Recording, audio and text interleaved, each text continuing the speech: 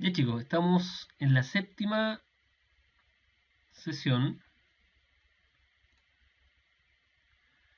y para mí esta es una de las sesiones súper entretenidas. Ya vamos a ver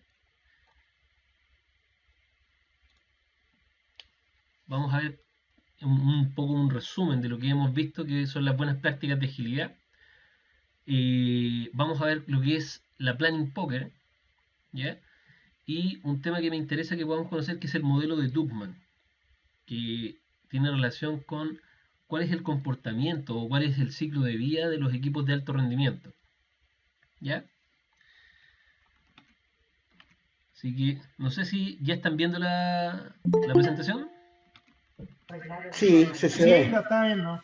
Ok. Listo. Empezamos entonces. Vamos a ir revisando, haciendo un compendio un poco de todo lo que hemos visto para poder determinar cuáles son las buenas prácticas. ¿Ya? Las metodologías ágiles son una serie de técnicas para la gestión de proyectos que han surgido como una contraposición a los métodos clásicos como la gestión clásica, en realidad como CMMI. Todas las metodologías que se consideran ágiles cumplen con el manifiesto ágil, ¿ya? Que no es más que una serie de principios que se agrupan en 4 valores. ¿Cuáles son estos? Los individuos y su interacción están por encima de los procesos y las herramientas. El software que funciona frente a la documentación exhaustiva.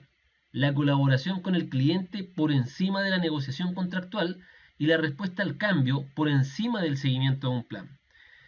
De acuerdo al manifiesto ágil, estas cosas no es que las de la derecha tengan valor y las de la izquierda no, o las de la izquierda tengan valor y las de la derecha no, sino que se privilegian las acciones que están a la izquierda por sobre las de la derecha. No tiene nada que ver con política por si acaso, ¿ya? Pero para la agilidad, los individuos y la interacción está por sobre los procesos y las herramientas y así sucesivamente, ¿ya? Este tipo de metodologías tiene asociada una serie de buenas prácticas, las que vamos a ir revisando.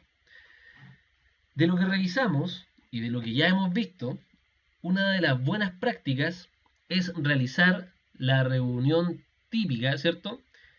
Que es la daily, ¿ya? Y en la reunión, una de las buenas prácticas es tratar de responder siempre a 3 preguntas. ¿Se acuerdan cuáles son? En estricto rigor, ¿qué hice ayer? ¿Qué voy a hacer hoy día, cierto? ¿Y cómo lo voy a resolver? Parece que y si tengo algún impedimento. ¿Ya?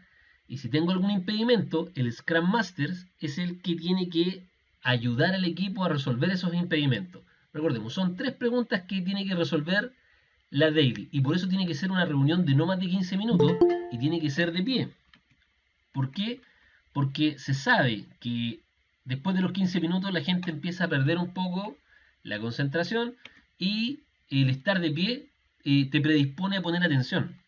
Si estás sentado, no estás tan predispuesto a poner atención como estando de pie.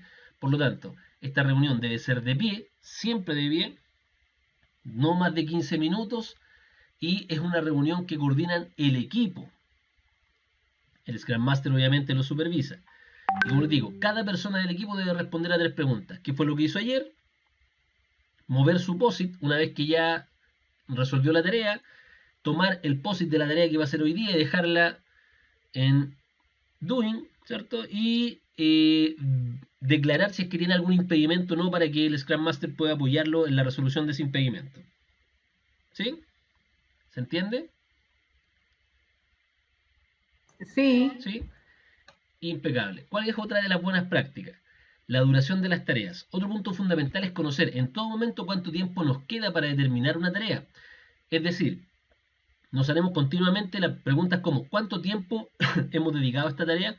¿Hemos dedicado más del tiempo necesario? ¿Hemos terminado antes de lo planificado? Para tener una manera más visual del estado se usa el tablero de Scrum o Scrum Board. En el caso de nosotros revisamos el Board Down, ¿ya? Y ahí vamos viendo cómo se va comportando. Ayer veíamos que teníamos el tablero, el Board Down más ampliado junto con el tablero en general para poder ver qué nos está pasando, si estamos resolviendo muchas incidencias, si estamos subvalorando las tareas o sobrevalorando las tareas, Y con eso nos vamos dando cuenta día a día, esto tiene que ser una tarea diaria, de cómo va reaccionando nuestro equipo a los desarrollos. ¿Ya? Otro punto que es una buena práctica es acordar la definición de listo o determinado. ¿Ya? Hay que definir cuando algo lo hemos dado por terminado para tener claro cuándo se ha determinado una tarea y puede ser validada. Es necesario abordar este ítem con el Product Owner para que se hable un lenguaje común al indicar que algo está listo. ¿Ya?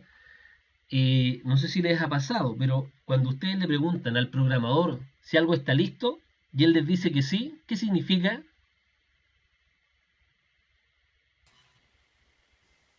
Que no está listo. ¿Y por qué no está listo?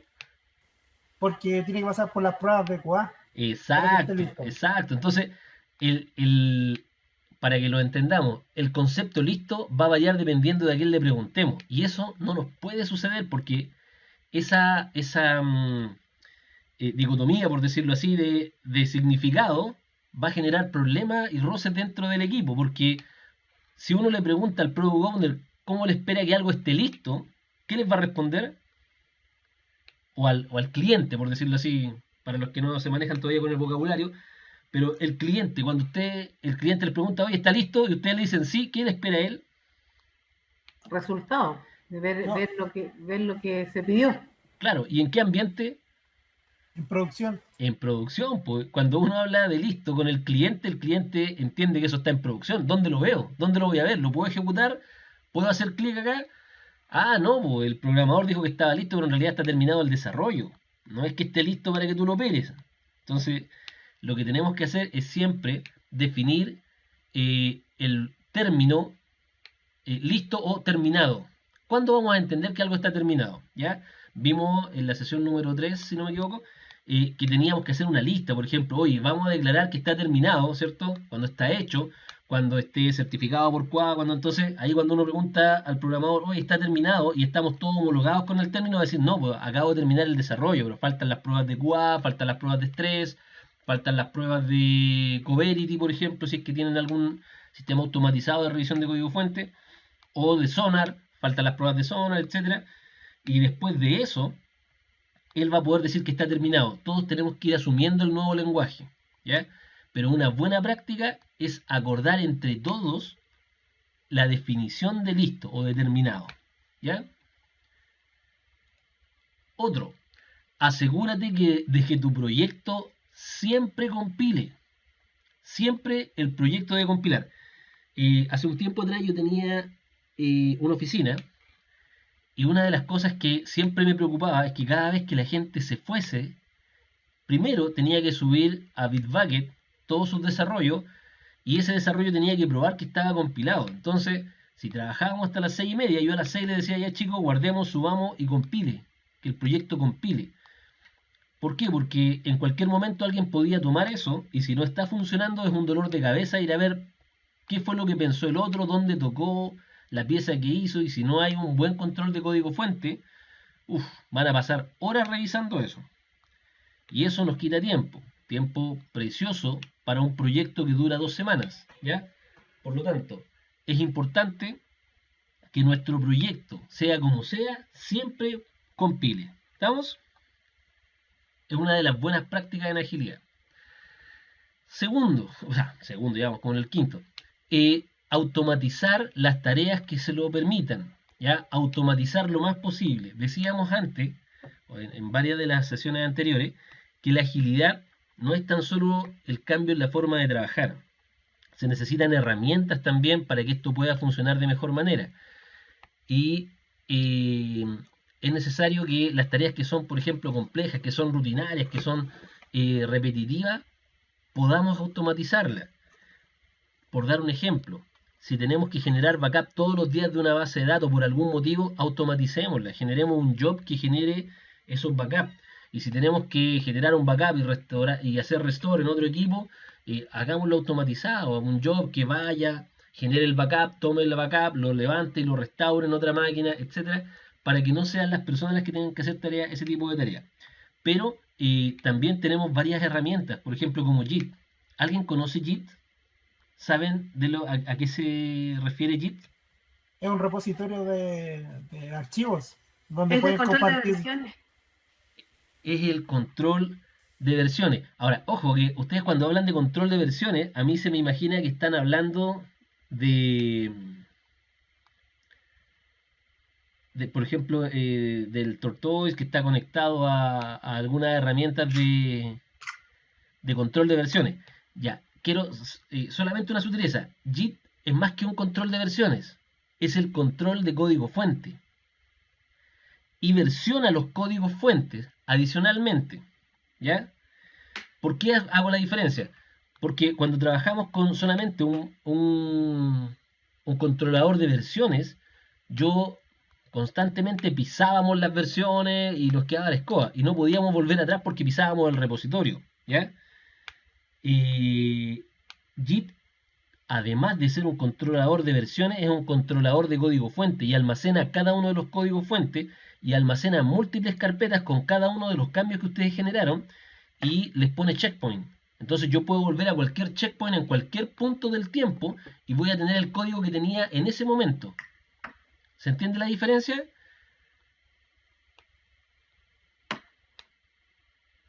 Por ejemplo, Sí, claro, cuando hablamos de SVN, por ejemplo, que es como el más famoso de los controladores de versiones, tenemos la última versión ahí, ¿cierto? Y si yo piso el SVN no puedo volver a ninguna parte porque ya pisé el SVN. En JIT es distinto. Cada vez que yo hago checkout, ¿cierto? De la solución, se guarda una carpeta con lo que contenía esa solución. Entonces yo tengo puntos de checkout dentro de mi controlador de código fuente y puedo volver en cualquier momento a cualquiera de los puntos anteriores. Cuando nos mandamos una embarrada en producción, es súper fácil hacer la vuelta atrás. Ustedes se van a la versión anterior del checkout que tienen, colocan deploy y deployan. Y nos simplificó la vida cualquier cantidad. Entonces, es importante que podamos automatizar lo que más podamos. Jenkins, ¿se manejan con Jenkins? ¿Saben lo que es Jenkins? un automatizador. ¿Un orquestador? Un automatizador, ¿pero de qué? De deploy. De Java, ¿no? Más que de Java, de deployment. Jenkins lo ¿Ya? que hace es que deploya una solución. ¿Qué quiere decir? Que yo voy a deployar. Supongamos que tengo una solución en Java, ¿cierto? Y Jenkins lo que hace es que yo le enseño la primera vez, le digo, mira, así se empaqueta este código fuente, lo tengo que compilar, genero el EAR, tomo el EAR, lo llevo a la carpeta que está en el servidor 192.168.2.2 y en la carpeta c/sitio/app meto esta compilación y automáticamente se levanta el sitio. Y eso es para el servidor de desarrollo. En el servidor de QA es en este servidor, en esta carpeta, etcétera, etcétera. Y en el servidor de preproducción es en esta ruta acá, y el servidor de producción está acá. Yo le enseño a Jenkins la primera vez cómo tiene que hacerlo, y de ahí en adelante yo trabajo en mi ambiente de desarrollo y le digo a Jenkins, deployame en todos los ambientes, por favor, y él va a tomar el paquete, va a encapsular, va a generar el EAR, lo va a subir arriba, lo va a subir al servidor de desarrollo, al servidor de QA, al servidor de preproducción y al servidor de producción. A un solo clic. Entonces, de verdad que Jenkins es maravilloso. Yo les recomiendo que si tienen problemas de deploy, se metan a Jenkins, y si tienen problemas de ambiente, se metan a Jenkins y puedan conseguir Dockers. ¿Saben lo que son los Dockers? No. ¿No? No. Los Dockers son contenedores que están, son muy, para que los puedan entender, es como hablar de máquinas virtuales. ¿Ya? Pero la ventaja que tiene el Docker es que no necesito las licencias ni nada de las máquinas virtuales, porque el Docker está sobre la capa del sistema operativo. Entonces yo puedo instalar, por ejemplo, un servidor, un Windows Server 2013, no sé, por decir algo, y sobre él puedo montar varias aplicaciones en Docker. Las máquinas virtuales, la diferencia que tenían es que cuando yo quería montar una máquina virtual y después otra máquina virtual, tenía que volver a cargar el sistema operativo y adquirir el nuevo sistema operativo, etcétera, y compilar ese sistema operativo. Y la solución tenía que funcionar solo en ese sistema operativo. Acá el Docker es lo que hace funcionar mi aplicación solamente, pero está una capa por arriba del sistema operativo. Entonces me permite hacer cambios, ¿cierto? De estaciones, cambios de ambiente de manera súper rápida, porque tengo lo mínimo necesario para que ese ambiente funcione sin necesidad de instalar el sistema operativo. El sistema operativo se toma como base y luego yo tengo ese Docker. Si yo tengo un Docker, lo puedo replicar para N ambientes. Por lo tanto, ahora, si mato un Docker, basta con tomar el respaldo del Docker, volver a subirlo y va a funcionar de nuevo. Si yo tengo Docker y si tengo Jenkins, puedo tener todos los ambientes que yo quiera y no tengo que estar peleando por un ambiente. Se han dado cuenta que muchas veces en las grandes empresas hay 2 o 3 ambientes porque eran máquinas físicas. Entonces uno tenía el ambiente y yo tenía que esperar que el otro desocupara el ambiente para poder meterme. ¿Le ha pasado eso, no? Sí, me pasa hoy día. ¿Te pasa, cierto? Y es porque seguramente donde estás tienen una línea de máquinas. La línea de QA1, la línea de QA2, la línea de QA3, o la línea de preproducción 1, la línea de preproducción 2, la línea de preproducción 3, o UAT1, UAT2, UAT3, etc. Entonces tú tienes que competir con todos tus compañeros, con todos tus colegas, para poder agarrar uno de esos ambientes y poder pasar tu versión para que alguien te lo certifique. Bueno, Jenkins no necesita eso. Jenkins yo puedo deployar todos los ambientes que quiera, y si tengo Dockers puedo levantar todos los ambientes que quiera. La única precaución que tengo que tener antes de pasar a producción es homologar mi código con lo que está en producción, con nada más. ¿Sí? Claudio, hay una persona que está esperando subir, entrar. Yo creo que está en otra invitación. Que se suba a la sesión 7 porque no lo veo acá. No lo veo, no ok. hay solicitudes pendientes. Ok. ¿Ya? Avísenle que se meta a la que mandamos hoy día. Exacto, esa es la de ahora. ¿Ya? Entonces, tenemos Jenkins y Docker. Bueno, y Kubernetes es como meter, es un sistema que nos permite meter múltiples Dockers y administrar los Dockers. ¿Ya? Todas estas herramientas son herramientas que le llamamos DevOps. Con estas podemos automatizar hoy día muchas de las tareas que tenemos y que desarrollamos nosotros y que nos quitan mucho tiempo. Por ejemplo, el compilar y el ir pasando en ambiente es una tarea tediosa y que siempre es igual. Siempre lo vamos a hacer de la misma manera porque el sistema así se compila. Entonces, dentro de lo posible, lo que debemos de tratar de hacer es automatizar lo que podamos dentro de los recursos que tenemos. ¿Ya?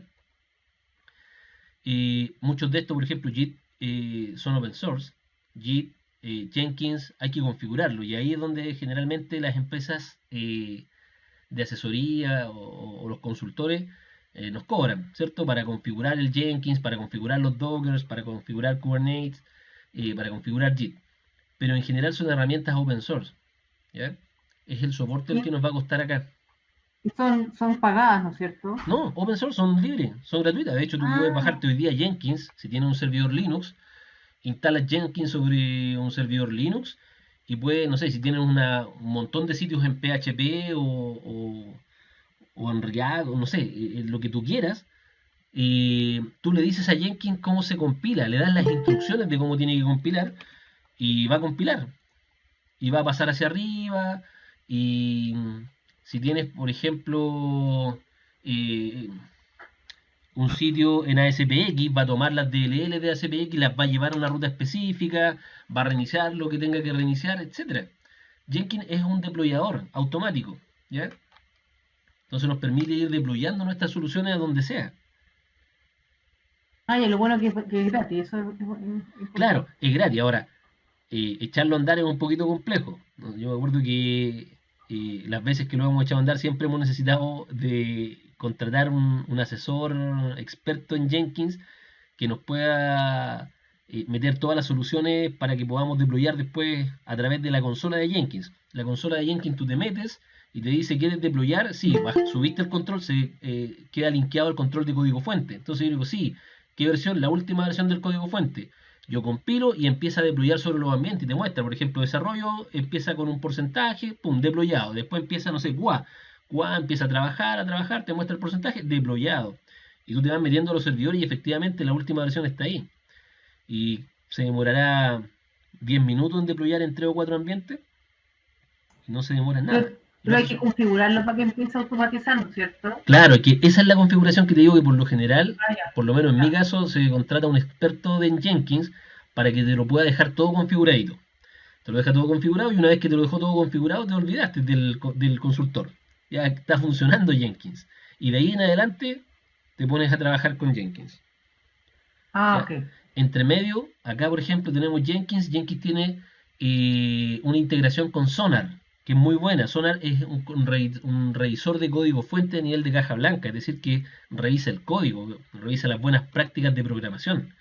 Entonces, si tú, por ejemplo, pasas por Jenkins y le dices al consultor que te lo deje linkeado al control de código fuente para que tú puedas subir a JIT o a Bitbucket, por ejemplo, la última versión, y puedas deployar desde ahí, también le puedes decir que te lo deje conectado con Sonar para que no te deje pasar a deployar si no ha pasado por Sonar y si no cumples con la deuda técnica que corresponde. Es decir, que no qué le buena. estés sumando bugs al sistema dentro de tu desarrollo. Si tú le estás sumando bugs, por ejemplo, si él tenía que habían 100 errores y tú le estás sumando 120, él te dice, no amigo, yo no lo voy a dejar deployar hasta que usted me haga bajar esos 20 errores que tiene en su código. Y que por lo general son, estamos declarando una variable y no la estamos utilizando. Estamos declarando, por ejemplo, un zero device. En algún momento esto puede dar 0 y tú lo estás considerando dentro del denominador de una ecuación, etcétera. Cosas como esas te las va a acusar Sonar, ¿ya? Cuando está haciendo malas prácticas de programación, va a acusar, no te va a dejar deployar, ¿ya? Qué buena, súper. Es súper entretenido. Bueno, podemos automatizar lo más que podamos. Luego, otra de las buenas prácticas es trabajar junto a tu equipo, ¿ya? Hoy día, por la contingencia básicamente, estamos lejos, pero la gracia de un equipo ágil es que estén trabajando todos cerca, juntos, ¿ya? Que el equipo esté integrado, que el ambiente sea grato de trabajar. No sé si se han dado cuenta que las oficinas ágiles son como muy Google para sus cosas, es decir, mucha ventana transparente, no hay como divisiones de muros, hay de estos silloncitos que son de estos puffs para que uno se pueda sentar a veces, etcétera. Son ambientes bastante más coloquiales que lo que eran las oficinas hoy día. Y es justamente porque se quiere un ambiente grato para trabajar, que el equipo trabaje en conjunto, que se puedan mirar las caras, que cualquiera se pueda sentar en cualquier lado, y que no hayan distractores, ni tampoco que sea una oficina fea, oscura, donde yo estoy trabajando, sino que sea un lugar grato para trabajar. Y Como para minimalista, trabajar en conjunto. Sí, bastante minimalista, ¿ya? Así que eso, o sea, una buena práctica es siempre estar trabajando juntos. La comunicación es importante dentro del equipo ágil. Es lo primero que dice, ¿cierto? Por lo que es muy recomendable tener al equipo en la misma zona para poder resolver las dudas y conflictos que se puedan encontrar en el menor tiempo posible. Una de las cosas que nosotros estamos haciendo ahora con el equipo es hablar constantemente a través de Meet o de Teams o de Zoom, pero estar constantemente trabajando todo, ¿ya? Bien conectado, es la única forma de poder suplir eso, pero idealmente que todos estemos trabajando en el mismo lugar aporta al equipo y es una de las buenas prácticas.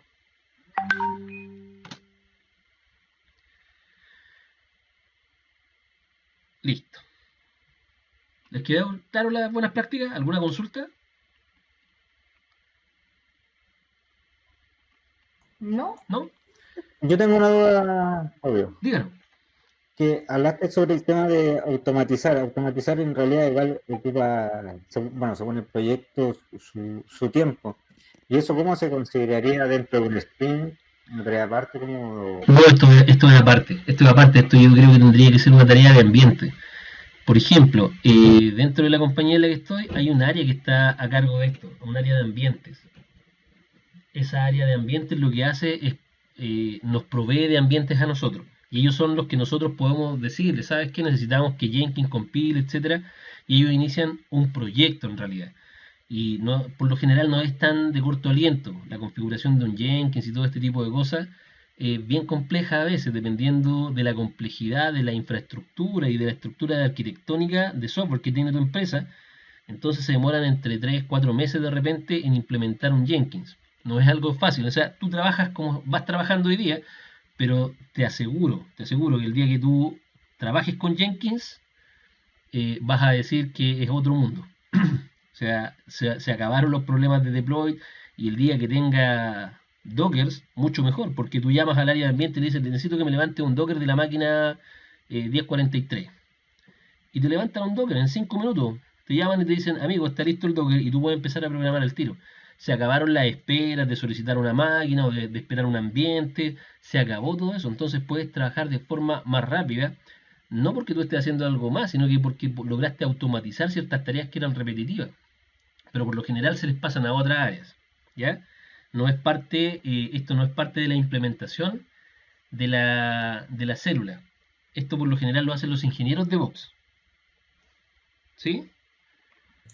Ellos, Sí, por ejemplo, ok. como ingenieros DevOps, manejan todas estas plataformas, todas, ¿ya? Pero iba más allá de lo que Git o Jenkins como plataforma, sino como la automatización del proceso.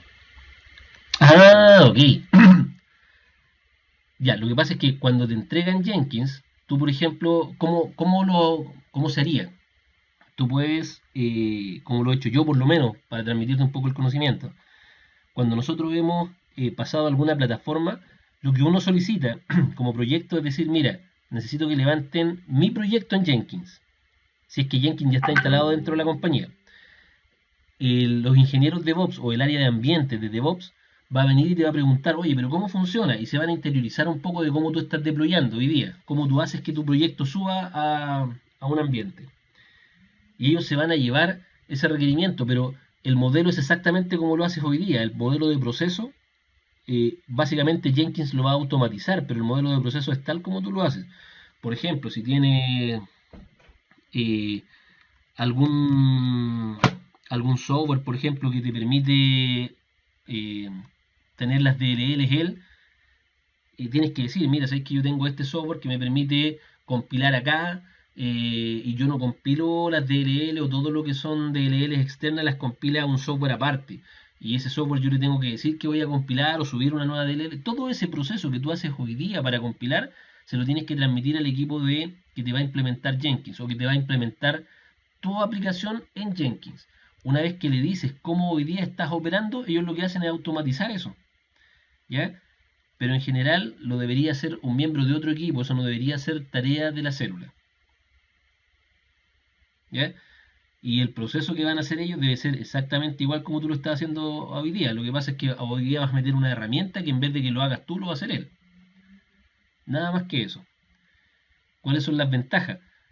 Aquí empezamos a escuchar delivery continuo. No sé si han escuchado el término delivery continuo, deploy continuo, distribución continua, etcétera, ¿ya? ¿Qué significa? Que, o integración continua también, yo me integro de forma continua. Cuando hablamos de integración continua, estamos hablando de que tenemos muchas máquinas o muchos servidores de distintos ambientes en donde yo puedo deployar, ¿ya? Y liberación continua o delivery continuo quiere decir que yo soy capaz de mi equipo de trabajo, y así trabajan las grandes empresas, mi equipo de trabajo, mi célula, puede deployar directamente en producción. No necesito mandárselo a ninguna otra persona porque se supone que yo he alcanzado la madurez como equipo para poder entender la importancia que tienen los trabajos que yo realizo, mi producto, y deployar directamente a producción. Si ustedes tienen la oportunidad de ir a Silicon Valley y van a ver cómo trabaja Google, cómo trabaja Spotify, cómo trabaja Facebook, se van a dar cuenta que aquí no hay un área de producción que lo libera producción. Es la célula la que libera producción su desarrollo. La célula termina su desarrollo y automáticamente, ¡pum!, pasa por Jenkins, libera producción y hace deploy continuo y delivery continuo, ¿ya? Eso significa que yo como célula termino de hacer algo ahora y lo libero inmediatamente a producción. Ese es el objetivo final.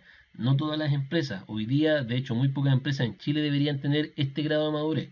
Así que no se sientan afligidos si es que ustedes están trabajando en agilidad y no les pasa, yo tampoco, ¿ya? Pero el objetivo de hacer este tipo de automatizaciones es que podamos llegar a ese nivel en algún momento. ¿Sí? ¿Dudas? La- las automatizaciones que se consideran en este caso son solamente para pase a producción. ¿O existen algunas otras automatizaciones, por ejemplo, que se pueden aplicar en QA o algo así? No, por ejemplo, claro, yo aquí puse en realidad, pero no puse Tosca, por ejemplo, que Tosca es un sistema de automatización para lo que son las pruebas de QA. Tosca tiene dos líneas. Tosca es una, no sé si la quieran revisar después, pero es una aplicación que dentro de Ganter está dentro de las 10 mejores. Entonces, perdón, Gartner. dentro de las 10 mejores aplicaciones de testing QA de Gartner. Entonces, es una aplicación muy buena y que lo que hace es que revisa a nivel de gráfico y revisa a nivel de código. Entonces, es súper entretenida porque tú puedes pasar a producción algo y automatizas el proceso de QA. Y lo que te demorabas, a mí en lo personal, en otra compañía, pasé de una semana a 2 horas de revisión. Y lo que hace Tosca es que se implementa Tosca, tú le dices cuál es el software que tiene que revisar, la primera vez le dices que el software está súper bien, y después tú haces un paso a producción y él te dice todos estos cambios encontré. Dentro de estos cambios, ¿cierto? Tú le tienes que pasar una programación, unos scripts para que él pueda probar, y te dice todo esto salió súper bien, y esto a mí me parece que son errores, y te puede mandar algunos errores, te puede mandar al principio, él va a aprender, por lo tanto te manda muchos falsos positivos. Pero en revisar esos falsos positivos no te demoras nada, porque te manda videos, te manda pantallazos de lo que él encuentra que no corresponde. Y así una vez, por ejemplo, nos dimos cuenta que nos pisamos y solamente a nivel gráfico, porque el proceso compilaba, etcétera. Y la herramienta fue capaz de decirnos que él encontró que los estilos eran distintos en una página. Solamente analizando de forma gráfica. Y efectivamente, cuando vemos las imágenes de Tosca, nos miramos todos y dijimos, pisamos un estilo. Y nos pisamos un estilo. Tuvimos que ir, renombrar el estilo y hacer toda una corrección, pero nos demoramos 2 horas en darnos cuenta. Tema que nos hubiese demorado una semana si hubieran estado el área de QA con personas trabajando en eso, más todo lo que nos hubiéramos demorado nosotros en corregirlo. Eso lo corregimos en un día. Entonces nos dimos cuenta después de 2 horas cuando Tosca terminó su proceso y fíjate cuánto tiempo ahorramos. Hay herramientas para QA, hay herramientas para deploy. Está, por ejemplo, hay una herramienta que se llama SourceTree, que es para solamente para el control del código fuente, que tú te lo toma cada cierto rato y te lo sube. Chequea, por ejemplo, hace un push, hace un pull de los códigos, te fuerza a que tú corrijas lo que subieron para que no hayan diferencias de código y siempre estés trabajando con el último código, etcétera. Ese tipo de cosas, en general, como tú dices, todas las herramientas que nos permitan automatizar algo, es bueno que las podamos tomar. ¿Sí? Sí, gracias. Oye, si no respondo algo bien, díganme nomás y vemos la respuesta, ¿eh? Si no la sé, la averiguamos. Vamos a ir al Planning Poker. Ayer algo hablamos, ¿se acuerdan? De Planning Poker. ¿Qué es el Planning Poker?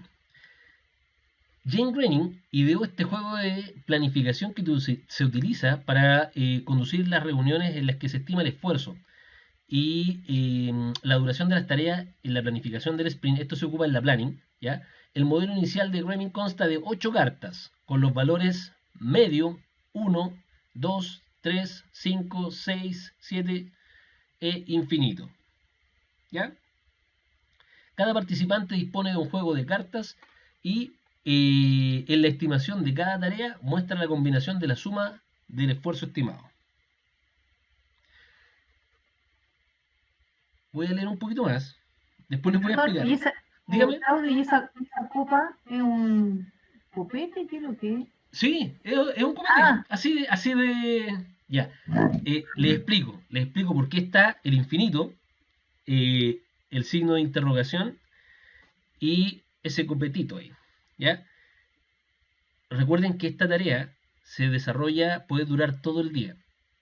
Entonces, cuando ya de repente llevamos 3 horas dándole a este tema, analizando tareas, haciendo segmentación de las historias de usuario, discutiendo un poco, no peleando, pero discutiendo con el Product Owner de las prioridades y de etcétera, llega un momento en que el equipo ya está saturado.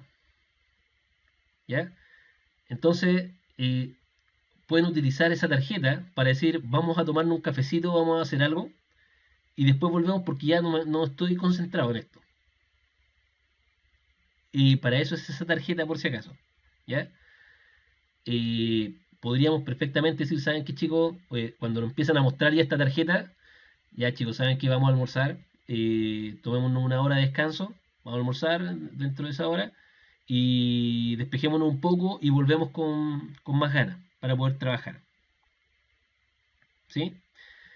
Ahora, a mí me encanta este Poker Planning. Yo utilizo no con el número de Groening, sino que con Fibonacci. ¿ya? Y les voy a explicar por qué. Bueno, es lo mismo en realidad. Falta el 7 aquí para Fibonacci. Pero los números en Fibonacci se saltan más. ¿Se acuerdan de lo que es Fibonacci, no? De la espiral y de los tamaños, de los círculos y la relación que hay entre los círculos, etcétera, con Fibonacci. Y es porque, como se saltan los números, primero, perdónenme. Primero les voy a explicar cómo se hace este tema. ¿Ya? Este es un juego, cuando ustedes empiezan con la planning, supongamos que tenemos una historia de usuario. Alguien, por favor, que me diga una historia de usuario, cualquiera. Se le ocurra algo que tiene que hacer en la pega y... Alguno de ustedes, por favor, díganme una historia de usuario. ¿Puede ser agregar carrito de compras? Agregar carrito de compra, súper bien. Vamos a agregar el carrito de compra. Entonces, nosotros decimos ya, ¿qué actividades tenemos que hacer para el carrito de compra? Empezamos con, ahí tenemos que estar con el Product Owner. Entonces yo lo primero que haría, le preguntaría, oye, ¿queréis que el carrito de compra lo armemos, no sé, que vamos mostrando cada vez que selecciona, le mostramos una pantallita por donde está, cuando lo selecciona, o quieres que él seleccione nomás y después él se vaya al carro de compra? Listo. Dependiendo de lo que me diga, vamos a ir generando las tareas, ¿ya? Y las vamos anotando en una pizarrita. Ah, mira, tenemos que, no sé, generar en memoria, vamos a generar el carro de compra y después al final, cuando él coloque aceptar, lo vamos a mandar a la base de datos. Para mí es lo mejor porque si no estoy ocupando el servidor a cada rato y guardo en memoria. Tenemos que crear la sesión para almacenar de vez en cuando los datos que tiene el usuario en caso de que se caiga o algo, ¿cierto? Y vuelva a retomarla. Vamos trabajando en eso y cuando terminamos de analizar todas las tareas que nosotros creemos con el equipo que son necesarias para poder terminar el carrito de compra, empezamos a analizar las tareas. Y lo que hacemos es que estas tarjetas se pueden comprar o las podemos hacer en el equipo, da lo mismo, las podemos comprar o las podemos confeccionar nosotros. Y fíjense que va del 0, medio, 1, 2, 5, 8, 13, 21 y se empieza a disparar. ¿Ya? ¿Para qué es esto? Yo les digo a los chicos, van a tomar cada uno, presentamos la primera tarea, no sé, almacenamiento en una variable JavaScript del carro de compra. ¿Ya? Y yo pregunto, necesito que cada uno tome una tarjeta de lo que él cree que es los puntos que nos debería consumir esta tarea para poder trabajarla. Pero nadie se la muestra a nadie. Todos esconden sus tarjetas y seleccionan lo que ellos creen que son los story points que nos va a costar. Esto en el fondo son story points, ¿ya? Entonces los usuarios, cada uno, selecciona el que más cree conveniente. Por ejemplo, tenemos alguna historia pivote que es en la 3. Entonces sabemos que hay una historia que es la 3 que, no sé, fue almacenamiento de variables para otro proceso que hicimos, que se parece mucho a este. Y la verdad es que esa historia, como se parecía mucho, fue la número 3. Tiene 3 puntos de historia. Entonces, ellos más o menos van a saber por dónde anda el tema. Y tú le vas a preguntar a la cuenta de 3, tú lo haces el Scrum Master, ¿cierto? A la cuenta de 3, todos van a mostrar la tarjeta, pero al mismo tiempo. Y no pueden conversar entre ellos. No se pueden, y tampoco está permitido que alguno sesgue. Es decir, que uno diga, oh, esta cuestión es súper difícil, o, no, esta cuestión es súper fácil, porque ceja el resto. Y les impide poder pensar por sí. La idea es que calladitos seleccionen su cartita, contamos 1, 2, 3 y todos muestran su carta, que va a ser una de estas que están acá. Entonces supongamos que tenemos un equipo de 4 personas y uno muestra la 1 y el otro muestra la 21. Creo que lo habíamos conversado ayer también, ¿cierto? ¿Qué es lo que pasó con el 1? Está viendo que la tarea es muy fácil, ¿cierto? Pero hay uno que lo está viendo como 21. Entonces, puede que entre medio alguien haya marcado un 5, o haya marcado un 8, o un 13. Entonces, si el resultado de las cartas que hay por cada una están más o menos en un rango de 2 o 3 cartas cercanas, uno debe tratar de llevarla a una sola carta. ¿Ya? Pero cuando están muy dispares, hay que entender por qué están muy dispares. ¿Ya? y preguntarle al que marcó, por ejemplo, 1, por qué él cree que es 1, y al que marcó 21, por qué él cree que es 21. Una vez que se aclara el por qué ellos marcaron con esa puntuación, se vuelve a decir, vuelvan a guardar sus cartas, ahora todos los miembros del equipo, y de nuevo vamos a preguntar cuál es la estimación.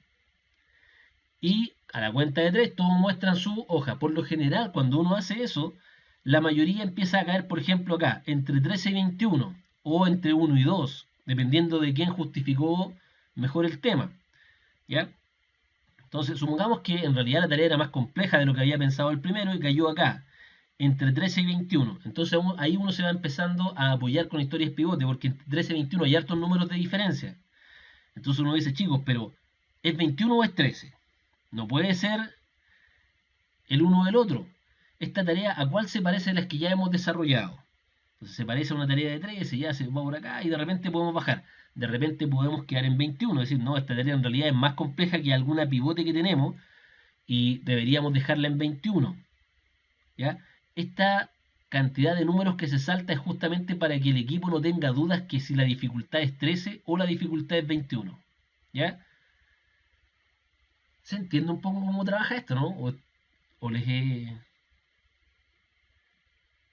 ¿No? ¿Es muy diferente? ¿Sí? Sí, está claro. ¿Qué problemas creen ustedes que podemos tener acá?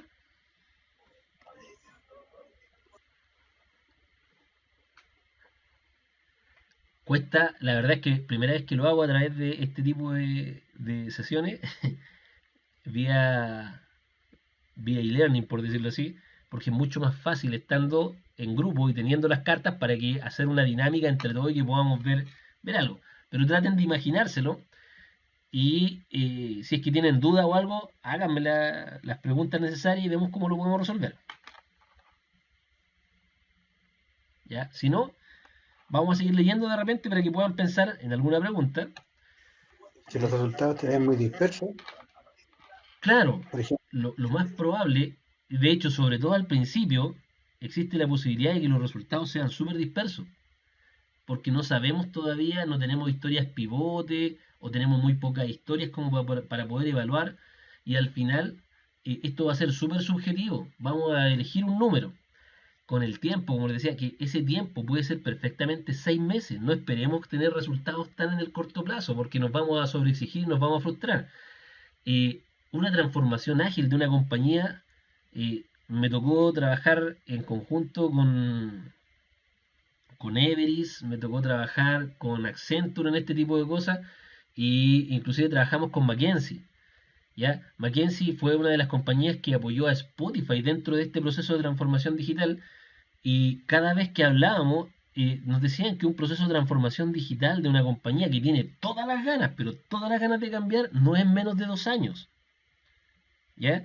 O sea, este es un proceso que, si bien es una metodología ágil, es un proceso que cuesta que la empresa absorba. Entonces, en los primeros meses esta cuestión va a ser súper subjetiva. El equipo como que no va a entender bien cómo empezar a trabajar, pero en la medida que el Scrum Master, que tengan coaching, que vayan enseñándole este tipo de funcionamiento y reforzando cada una de las cosas que estamos hablando acá, el equipo va a ir aprendiendo y van a llegar a un consenso. Al principio puede que todos den números distintos, y el Scrum Master, es la tarea del Scrum Master el poder ver cómo llegar a un consenso, cómo podemos llegar a un número que al principio sabemos que es súper volátil, que es súper, no es un cálculo matemático, cosa que a los ingenieros de repente nos molesta pero un montón, que no podamos hacer un cálculo. Entonces esta cuestión es súper subjetiva, es cualitativo, no es cuantitativo.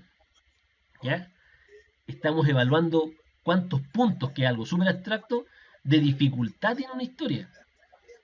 ¿Ya? Entonces es importante que aprendamos que al principio vamos a tener problemas con esto, y la idea es que nos vamos acomodando a este tipo de trabajo. ¿Ya? ¿y qué pasa si lo promedias, por ejemplo, en el caso de que todos tengan posturas muy radicales? Lo que pasa es que, ya, ¿cómo podemos llegar a un acuerdo?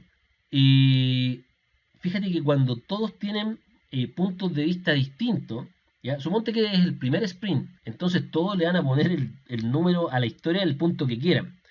Pero cuando tú les pides que justifiquen esa historia, ¿ya? Ahí es donde va a radicar un poco. Suponte que el almacenamiento de variables lo mismo que estamos diciendo ahora. Vamos a hacer el carrito de compra. Oye, ¿sabéis qué?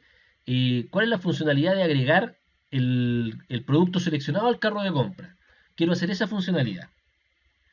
Entonces va a haber un amigo y me va a decir, para mí esa tarea tiene una puntuación de 3.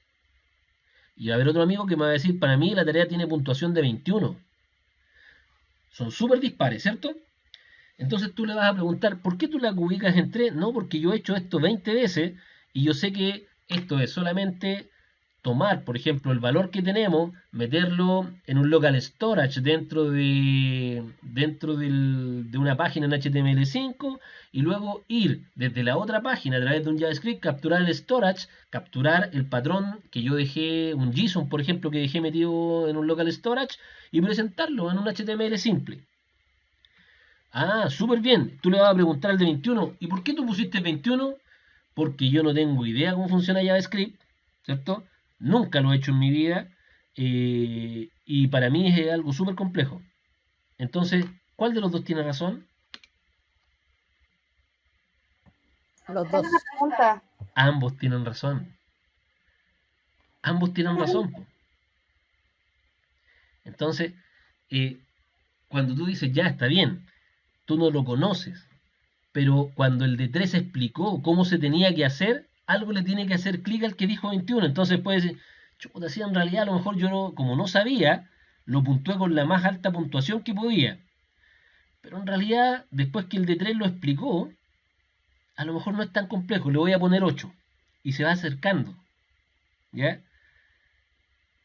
Entonces, ahora, evidentemente alguno porfiado te va a decir, no, para mí es 21 y es 21. Está bien, pues para él es 21. Tú, como Scrum Master, por ejemplo, lo que deberías hacer es promediar por lo que dice la mayoría. Si la mayoría sacó entre 3 y 5 y uno dice 21, entiendes tú el de 21. ¿Qué es? Si estás apurado en el sprint, el que no debería tomar esa tarea es el que marcó 21.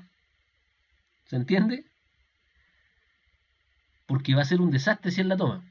Porque él no sabe lo que va a hacer, etcétera. Entonces esa tarea debería tomarla de repente alguien que haya puntuado la tarea como más fácil para él.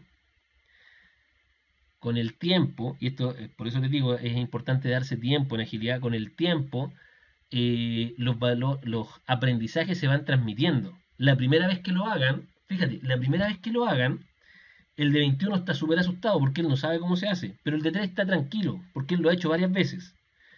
Lo que pueden hacer ahí es hacer pair programming y tomar al de 3 con el 21 y decirle al de 21, toma, tú siéntate al lado del de 3 y ve cómo él lo hace. Y cuando él lo haga, aunque sea mirando, él más o menos va a tener un olfato de lo que significa hacerlo para la próxima vez. Si en otra oportunidad, en vez del carro de compra, no sé, ¿sabes qué? Necesito hacer una altas y bajas de bodega, pero quiero que lo hagan exactamente igual como hicieron el carro de compra, te aseguro que él va a puntuar con menos del de 21. Con menos de 21. ¿Por qué? Porque él ya pudo trabajar con alguien, ya se quitó el miedo de cómo se hacía la primera vez. ¿Ya? Y una vez que él se quitó ese miedo, entonces él va a decir, ya, yo no soy tan capo a lo mejor como el de 3, pero yo creo que entre 8 y 13 andaría. Y va bajando. Lo que va a pasar es que con el tiempo las tareas van a converger a los usuarios, o sea, a los desarrolladores, al equipo. Van a llegar a converger, van a decir, ¿sabes qué? Sí, esta tarea, y la van a setear, por lo general esa tarea la van a setear, por ejemplo, en un 5. Siempre va a estar el capo que te la va a setear en 3, pero el resto de los comunes de los mortales, que somos todos nosotros, la vamos a setear en 5. ¿Ya? Pero va a estar más o menos equilibrada. Y, por ejemplo, dígame. Disculpa, ¿cuánto tiempo tiene que durar ese planning poker? Porque uno puede estar como todo un día discutiendo en que es muy difícil o muy fácil. No, tú le das 2 vueltas o 3 vueltas a la evaluación, a la tercera ya cortas, como Scrum. Okay. Por ejemplo, vale. Porque, ojo, que tienes que evaluar todas las tareas. Esto es por cada una de las tareas. No es por historia, es por las tareas. Aquí tú tienes que ver cuánto te va a costar cada una de las tareas que contiene una historia de usuario. Entonces, aquí vamos a estar todo el día evaluando. Esta reunión es súper densa. Es súper densa, ¿por qué? Porque el Product Owner explica cuál es la historia de usuario. Luego se sienta un rato el Product Owner y el Scrum Master, para ayudar un poco, empieza a notar ya cuáles son todas las tareas y empezamos a notar qué debería hacer para poder tener esto. Ah, debería conectarme acá, debería conectarme a la base de datos, debería guardar acá, debería hacer esto.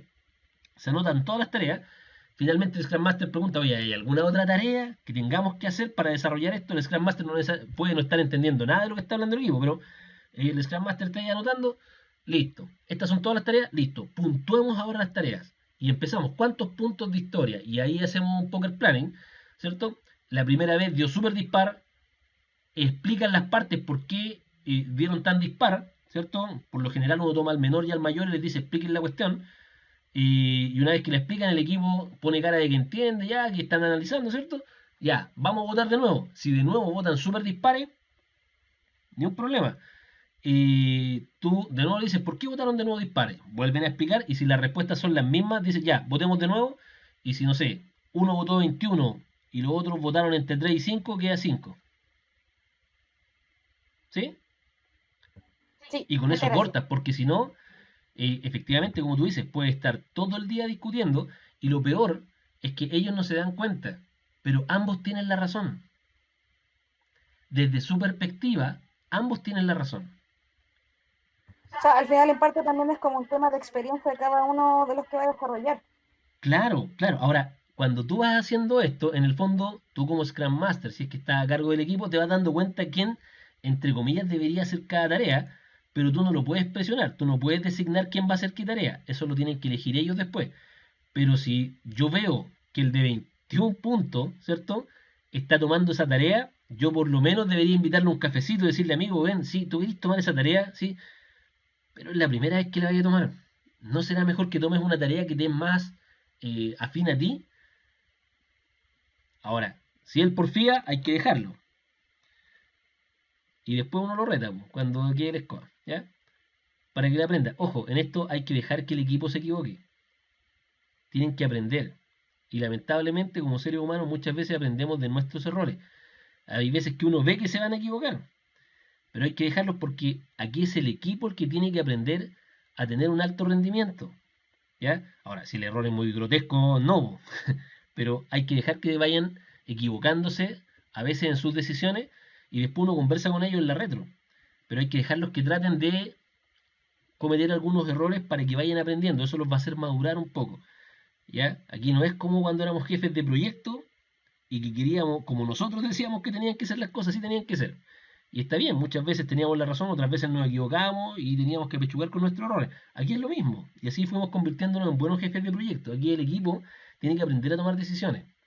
Y el equipo aprende muchas veces a tomar decisiones cuando se equivocan. Hay que dejarlo, ¿ya?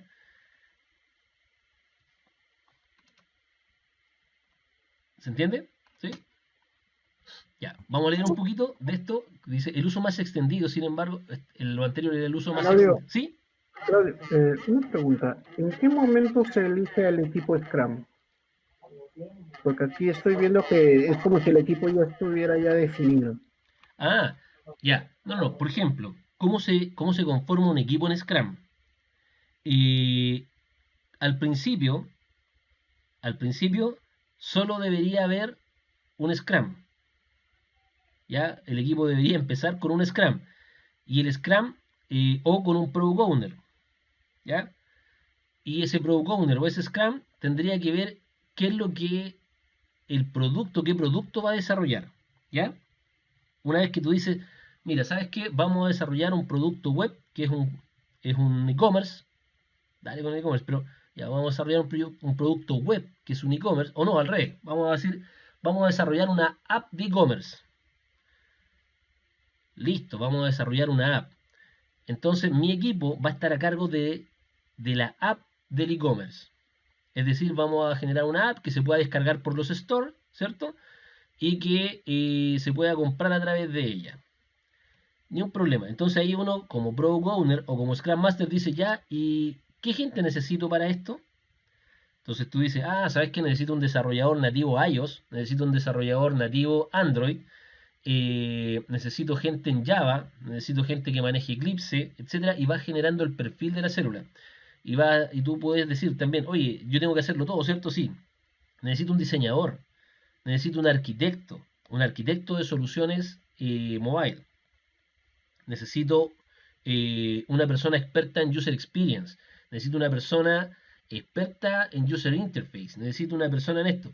Y tú presentas el equipo probable y para tomar tu célula. Una vez que tú tienes el equipo para poder absorber eso, tú puedes empezar a crear tu célula. Una vez que contrataste a todo el personal necesario, empezamos a trabajar en ello. ¿Ya? ¿Qué es lo que no puede pasar? Que tú llegues a un equipo donde hayan puros tipos que manejan web, Node.js, Reactor y te digan que tenés que hacer un desarrollo mobile. ¿Cómo te va a ir con eso? Horrible. Porque ellos manejan otras tecnologías. Entonces, el equipo nace de la necesidad del producto que tienes que tener. Y los miembros del equipo se piden en función de eso. ¿Sí? ¿Respondí a tu pregunta? Sí. Muchas gracias. Impecable. Ya. En el fondo, para no latearlo un poco con todo eso, que después lo puedes leer, pero es un poco lo que estábamos conversando. Dentro del planning poker tienen que tratar de elegir y poder consensuar y llegar a un punto. Dentro del texto te explica el infinito, ¿ya? El infinito te va a aparecer cuando por primera vez estemos pasando algo que la célula nunca ha hecho. ¿Por qué la gente le va a poner infinito? Por el desconocimiento. O sea, a mayor desconocimiento, mayor puntuación, ¿cierto? A mayor desconocimiento, mayor riesgo. Por lo tanto, ellos quieren cuidarse del riesgo y te van a decir, no sé, yo no sé cuánto puede ser esto. En el fondo eso es lo que te están diciendo. No lo podemos calcular. Y yo no debería pasar nada al sprint que no pueda calcular. Entonces, eso que dice infinito, en el fondo debería dejarlo para más adelante, hacer un refinamiento de las tareas que fueron evaluadas con infinito, o de las historias de usuarios que fueron evaluadas con infinito, ¿ya? Basta que una tarea esté evaluada en infinito y se acabó el tema, ¿ya? Por ejemplo, si estamos trabajando en una aplicación nativa y una de las tareas es mandar un push notification a todos los usuarios, y todos hemos trabajado solamente en la gráfica de la aplicación y nadie sabe cómo mandar un push notification a una aplicación mobile, están perdidos. Esa historia no la pueden sacar. Porque para eso se necesitan licencias, se necesita infraestructura, se necesita un presupuesto mensual para poder mandar. Si es que lo van a ver con Kafka, si es que lo van a ver, no sé, con Firebase, si es que lo van a ver con Firebase y con Android solamente, o lo van a ver con Firebase a través de Android y iOS. Entonces, si el equipo no lo sabe, el equipo va a declarar, va a decir, yo no tengo idea cómo hacer esto, estimado Scrum Master y Product Owner, por lo tanto yo no podría evaluar esto. ¿Ya? Te pueden mostrar infinito o te pueden mostrar el signo de pregunta, que no tienen idea. ¿Ya? En el fondo, ahora, también hay tareas. ¿Por qué está la diferencia? Porque de repente yo no sé o no entiendo la historia y te puedo mostrar el signo de interrogación. El Product Owner la entiende, la vuelve a explicar, perdón, y ya puedo cambiar. Pero hay otras que de plano el equipo no sabe nada, entonces te declara que ese trabajo va a demorar infinito porque tienen que capacitarse, adaptarse, etcétera. ¿Ya? Y como les decía, el cóctel ahí es cuando el equipo ya está cansado. Estamos cansados de tanto estar evaluando y ya no estamos evaluando correctamente porque lo único que queremos es descansar un rato. Mejor el equipo lo dice. Y lo dice a través de una carta. ¿Sabes qué? No estoy pescando. Quiero descansar un poco. ¿Ya? Descansamos un rato, pasamos el momento, retomamos fuerza, volvemos. ¿Ya? Una pregunta, Claudio. ¿Se generan minutas de estas reuniones? Ya. En agilidad no existen minutas. No existen minutas. En agilidad te van a quedar los POSIT con el nombre de las tareas y el número de horas que tú puntuaste. Eso es lo que queda. Recuerda que acá el valor está centrado en las personas y en el compromiso. Las personas adquieren el compromiso de hacer algo. Entonces, aquí no se manejan minutas. De hecho, a mí muchas veces me piden minutas y la verdad es que yo digo, pero es que no estamos trabajando en proyectos tradicionales. No, pero es que para que quede reflejado. Entonces, me acuerdo de cuando yo administraba proyectos y le digo, mira, yo he tenido 40 minutos en mi mano justificando algo y eso no soluciona absolutamente nada. Le puedo echar la culpa a alguien, pero no soluciona el problema. Entonces, aquí es lo que se busca es hacer que las cosas pasen. Y en virtud de eso, aquí no hay minutas. Aquí hay solamente acuerdos. Nosotros como célula vamos a adquirir estos compromisos y yo paso al sprint backlog lo que yo me comprometo. Y lo que yo me comprometo tengo que cumplirlo. ¿Sí? Aquí no hay minuta de la reunión.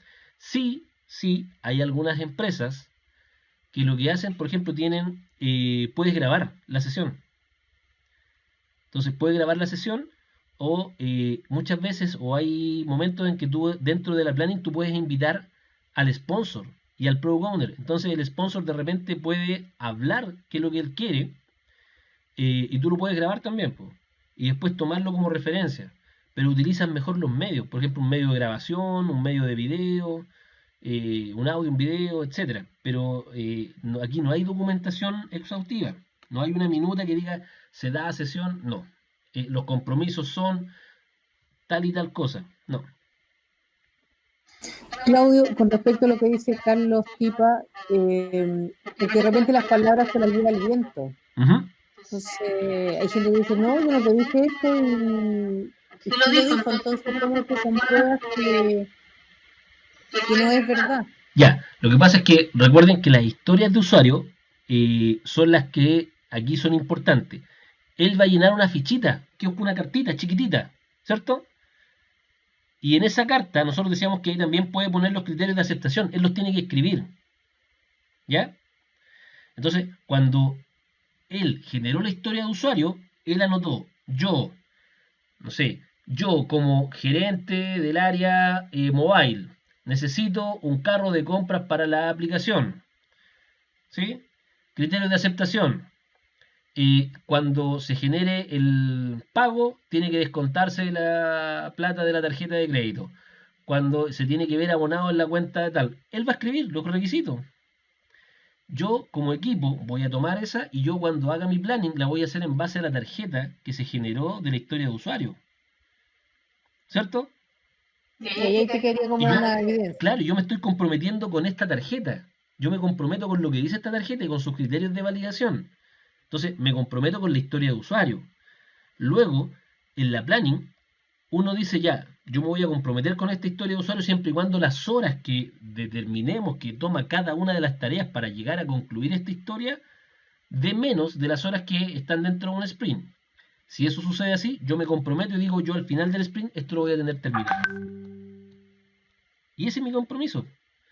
Porque yo lo entiendo y cuesta mucho al principio. A mí me costó un montón al principio tratar de sacarme la estructura. O sea, a mí me gustaba mucho recurrir al Penbook para cualquier tipo de afirmación y cosas. Y aquí uno un poco trabaja de una forma distinta, pero una vez que te acostumbras a trabajar de esta forma, te das cuenta que es súper útil y que tiene una facilidad de poder avanzar en los temas y que el compromiso de las personas en realidad tiene que ser compromiso. Si tú tienes un miembro dentro de tu equipo que no te está cumpliendo y no te cumple nunca, esa persona no es para trabajar en agilidad. Esa persona necesita trabajar en otro tipo de formato. ¿Ya? En agilidad uno trabaja con compañeros, ¿cierto?, que son tan profesionales como uno y tan responsables como uno. Entonces, cuando tú encuentras que el equipo empieza a funcionar así, de forma responsable, que cumple con los compromisos, se esfuerza en cumplir los compromisos, encontraste un buen equipo. Y si ves que uno no está enchufado, la verdad es que hay que conversar con esa persona y decirle, tú necesitas trabajar en otro modo de trabajo. Agilidad no es para ti. Muchas gracias. Disculpen que se lo diga así de sincero, pero así es el tema. O sea, hay personas que no se van a acostumbrar a trabajar bajo un modelo ágil, bajo su responsabilidad. ¿Ya? Aquí todos son profesionales y todos deben cumplir su rol. La idea de un equipo ágil es que sea un equipo de alto rendimiento autogestionable. Significa que ellos solitos se gestionan. No hay que estar gestionándolos con ellos. Vamos a ver ahora, les voy a explicar qué importante la pregunta, porque ahora vamos a ver un modelo que se llama el modelo de Tuckman. No sé si lo conversamos en algún momento. Sí. ¿Ya? Y que tiene que ver con cómo evolucionan los equipos ágiles. ¿Ya? Fíjense, en 1965, igual que cuando empezaron las redes neuronales, ¿ya? En 1965 el Dr. Tuckman publicó un modelo de desarrollo de equipo y distinguió inicialmente 4 fases por las que atraviesan los grupos en su desarrollo, llegando a la conclusión de que todos los grupos tienen que alcanzar estas etapas antes de alcanzar su máxima efectividad. En 1977, ¿cierto?, Tuckman, junto con Marianne Jensen, redefinió y desarrolló su modelo al que agregó una 5ª fase. Primera fase se llama forming, ¿ya? Que es la fase de formación. Esto les va a pasar cada vez que tomen un equipo ágil, cada vez que el equipo se vaya una persona, cada vez que al equipo le llegue una persona, cada vez que cambien el producto, etcétera, ¿ya? Van a pasar por este proceso. Forming. En esta etapa el grupo está formándose, por lo que se le llama también como etapa de preparación o de orientación. Se caracteriza principalmente porque la gente trata de destacar a sí mismo, ¿cierto? Se denota inseguridad y deficiencia en los miembros del equipo. Hay una alta dependencia en el líder en cuanto a guía y dirección. El líder dirige, ¿ya? En algún momento, si ustedes son el Scrum Master, tienen que dirigir como si fueran el jefe de proyecto. Van a tener que dirigir, enseñarles cómo se hacen las ceremonias, enseñarles cómo trabajar en la poker planning, ¿cierto? Enseñarles cómo poder segmentar o hacer slicing de las historias de usuarios. Ustedes van a tener que estar al principio, y eso va a durar unos 6 meses por lo menos, ¿cierto? Enseñándoles. Una vez que pasamos de forming, viene storming, que es el enfrentamiento o el conflicto, ¿ya? Los miembros luchan entre sí para adquirir posiciones mientras tratan de establecerse por sí mismos relaciones con otros miembros del equipo y con el líder, ¿ya? Se forman pandillas y agrupaciones y se pueden dar luchas de poder, ¿ya? Aquí el líder debe actuar como coach, ¿ya? Voy a seguir para explicarlo después, pero después viene el proceso de norming.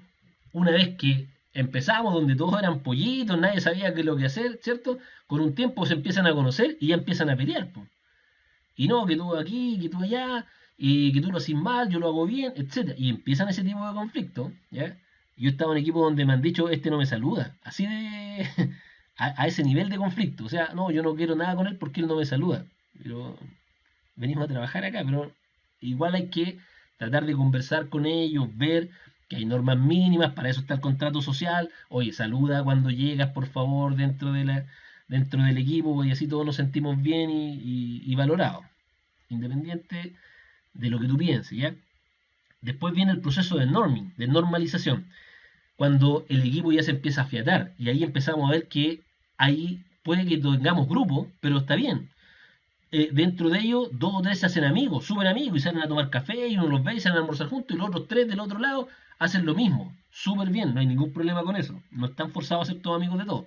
Pero aquí empiezan a establecerse relaciones ya de confianza, más allá de lo laboral. Entonces el equipo empieza a normalizarse, los conflictos se reducen, el grupo está ahora en la mente de sus miembros. El grupo, ¿cierto? Ellos ya están hablando como grupo. Se forman acuerdos y consensos dentro del equipo, al cual corresponde bien a la enseñanza del líder. Los roles y las responsabilidades son claros y aceptados. El equipo lleva a cabo reuniones para discutir y desarrollar sus procesos y su forma de trabajo. El líder es respetado por el equipo y parte del liderazgo es compartido por el equipo. El líder actúa como facilitador. Aquí es sorprendente, cuando ustedes empiezan a notar este cambio, uno va a comprar un café, vuelve y los piden una reunión, po. Y están en una reunión todos discutiendo y uno no dijo nada. Y uno se mete a la reunión y ven que están discutiendo un tema, pero súper complicado, y hay uno que está escribiendo y todo. El equipo está tomando una madurez, se está normalizando. Ellos están tomando decisiones por sí solos y son capaces de entre ellos, sin necesidad de que alguien se los diga, decir, chiquillos, juntémonos un rato para poder resolver este tema, y se juntan. Entonces ahí el equipo, el líder o el Scrum empieza a tener un poquitito más de alivio, porque ya él no es necesario que él tome algo ni tome decisiones.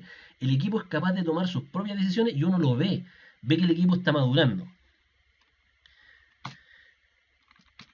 Posterior a ello, viene el proceso de performing, de desempeño. Una vez que el equipo logró eso, entonces, empezamos a producir.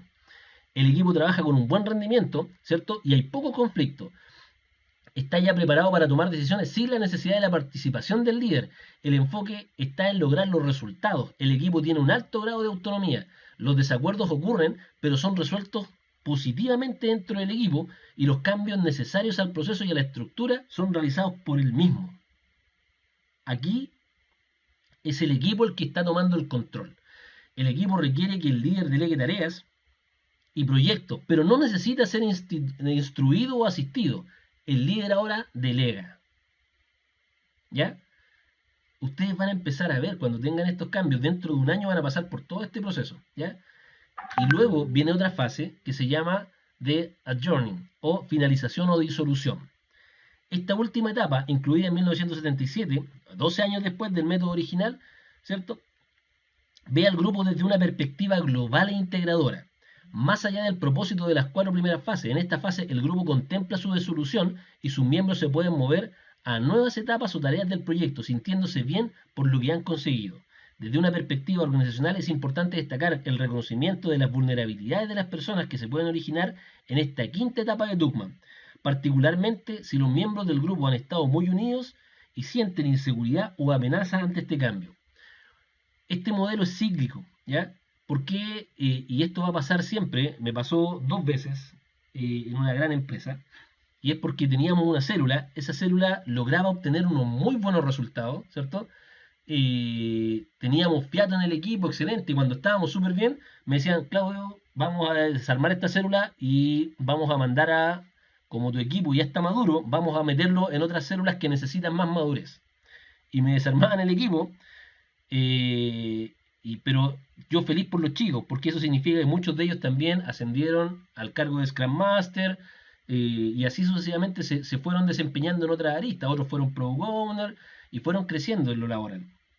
Pero finalmente cuando el equipo alcanza una performance significa que han aprendido a desarrollar muy bien el trabajo y lo más probable es que tomen a ese equipo, lo desarmen para poder potenciar otros equipos, ¿ya?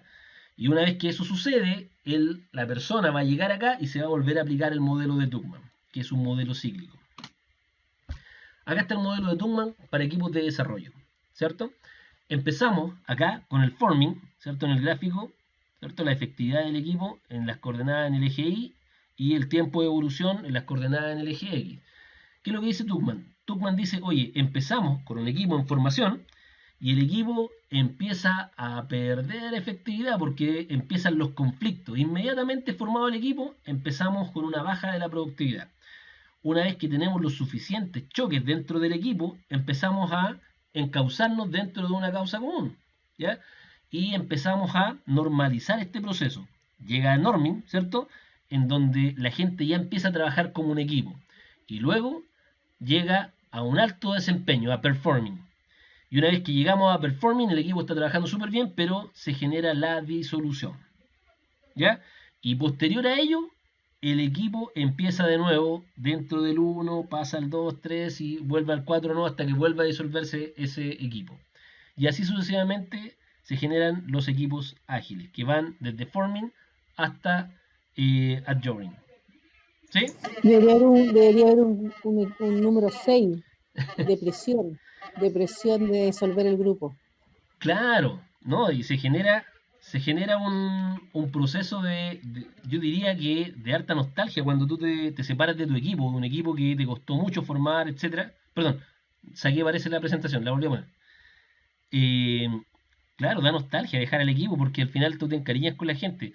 Recordemos que esto está basado mucho en las personas y uno como coach, como líder, como Scrum Master, tú estás constantemente conversando con ellos, no tan solo preocupándote de los temas que pueden ser inherentes al trabajo. Hay unos diagramas que no los vimos acá, pero hay uno, por ejemplo, un diagrama que se llama Mood Marble, en donde tú lo que estás midiendo es el grado de felicidad de tu equipo. ¿Cuán feliz está tu equipo trabajando contigo? Entonces, dentro del análisis del Mood Marble, cuando tú ves que el equipo tiene caritas, por ejemplo, tú podrías tener 5 caritas, una carita triste, una carita feliz, una carita, por ejemplo, neutra, no sé, una carita llorando, etc. Y el equipo cuando llega en la mañana, toma la carita que él piensa que está teniendo, ¿cierto? Si está triste, si está enojado, y la pone dentro del panel que se llama Mood Marble, que va por todos los días y todos los miembros del equipo tienen su carita ahí. Entonces, ¿qué es lo que busca eso? Busca que tú, por ejemplo, de repente llegas a la oficina y encuentras una carita triste. ¿Y por qué? Entonces, ves a esa persona, dejas que pase un rato, puedes invitarla luego a un café o en el almuerzo puedes salir con él y conversar qué le pasa. Y si está con problemas, la verdad es que no te sirve en el equipo. No es que no te sirva la persona, no te sirve que esté ahí con esos problemas. Entonces, muchas veces es preferible decirle, ¿sabes qué, amigo? Te entiendo perfectamente, tómate el día, y no se lo descuento, tómate el día.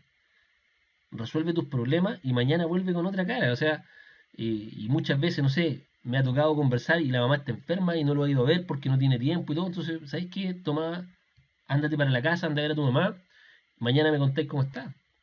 Y uno empieza a preocuparse también por las personas del equipo, se encariña. Entonces, cuando llegas a la disolución o la journey, es triste para todos. Yo todavía me escribo con las primeras células, con los chicos de las primeras células que tuve, porque uno se encariña con ellos. Entonces, y con todos en general, con todas las células que he estado, nos escribimos, nos mandamos saludos, tenemos grupo de la célula tanto, grupo de la célula tanto. Y es como que no pierdes el contacto, porque al final de este equipo hubo cariño, que es más que un equipo de trabajo.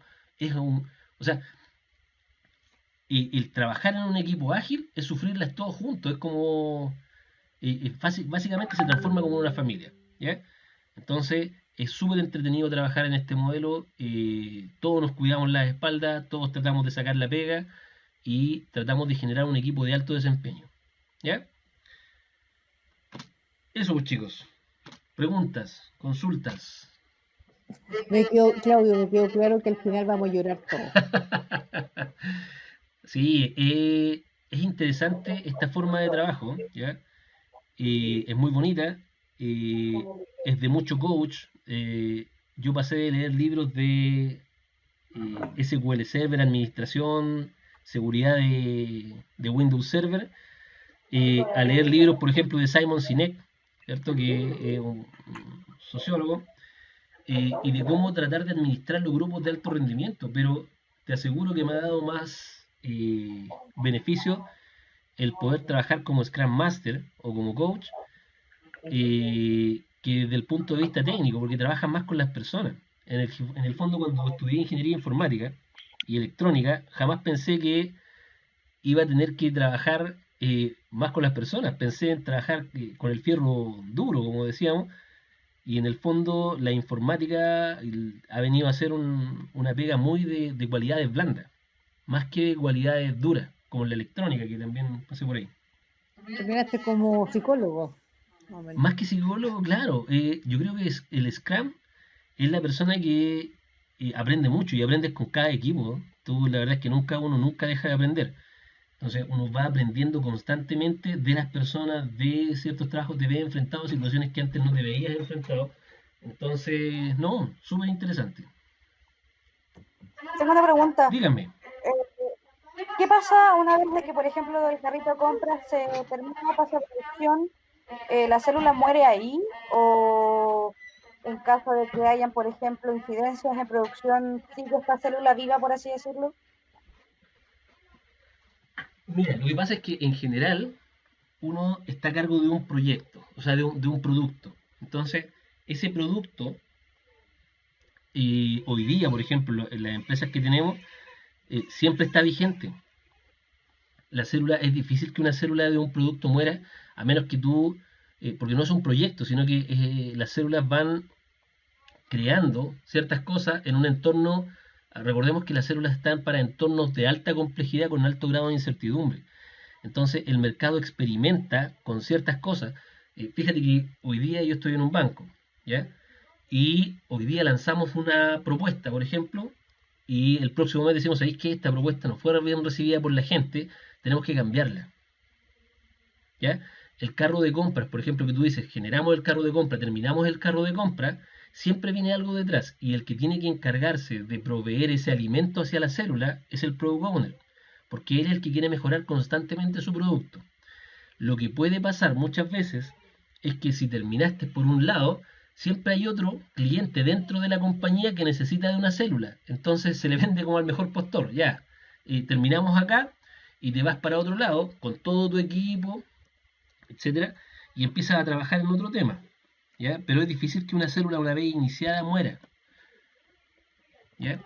¿Y por qué? Porque resulta que a todos les gusta tener algo cada 2 o 3 semanas, independiente que sea un dulcecito chico, y eso un área de proyecto no te lo va a dar. Las áreas de proyecto están para desarrollar proyectos grandes, de gran envergadura, ¿cierto? Pero en el largo o mediano plazo, nunca en el corto plazo, ¿ya? Entonces, una célula es capaz de darte en 2 o 3 semanas algo que aporte valor a tu proceso. Entonces, una vez que empezaste con una célula, te encariñaste con las células, porque todas las semanas te están dando algo. Ahora, supe hace poco que en un banco conocido eliminaron todo el área de agilidad. ¿Por qué lo eliminaron? Porque no funcionó. ¿Ya? Pero netamente porque no sirvió como la implementación de la metodología ágil. Exacto. ¿Por qué? O sea, disculpa, Sí. eso significa que no en todas las empresas se puede implementar metodología ágil. No. Porque ponte tú, estuve trabajando hace un año para el SAC y tuvimos un curso de Scrum. ¿Ya? Y en el mismo curso de Scrum, los que eran jefes de proyecto del área de informática, hubo mucha, ¿cómo se dice? ¿Resistencia? Mucha resistencia al cambio. Y al final, el curso fue espectacular, pero nunca se implementó la metodología. Claro, lo que pasa es que vuelvo a Frederick Laloux. Frederick Laloux tiene el cambio, un libro que se llama El cambio de las organizaciones o Descubriendo las nuevas organizaciones, ¿ya? Dependiendo de la traducción al español que tengan. Pero él habla de que hay muchas empresas, ¿ya? De muchos tipos y están las empresas que hoy día tienen un alto grado de jerarquía y ese grado de jerarquía las pone rígidas, muy rígidas. Por ejemplo, en el ejército. El ejército es una institución jerárquica por naturaleza. Es una institución, si uno quiere empezar con lo más bajo o lo más rígido de una institución, uno toma el ejército como base. ¿Ya? En el ejército el soldado no piensa, el soldado obedece. ¿Ya? Y cuando queremos ir a una organización súper moderna, súper vanguardista, donde las personas son el centro de la organización y todo, tú te vas a Google, por ejemplo. Es típico, o sea, el que va a Silicon Valley y no va a ver Google, fue a puro perder el tiempo. ¿Ya? Entonces, y tú te das cuenta que en Google las personas van cuando quieren a la oficina, porque pueden trabajar desde sus casas, antes de la pandemia, por si acaso. Van cuando quieren a la oficina porque pueden trabajar desde sus casas. Luego, cuando llegan a la oficina, tienen para comer lo que quieran, porque la empresa les provee de todo. Si quieren ir a sacar un snack, si quieren, la empresa les provee. Les provee de espacios que son bonitos para poder estar, ¿ya? Les crea espacios de juego, ¿cierto? Hay una parte, ¿cierto?, que es muy entretenida del Scrum, que es la gamificación de los procesos.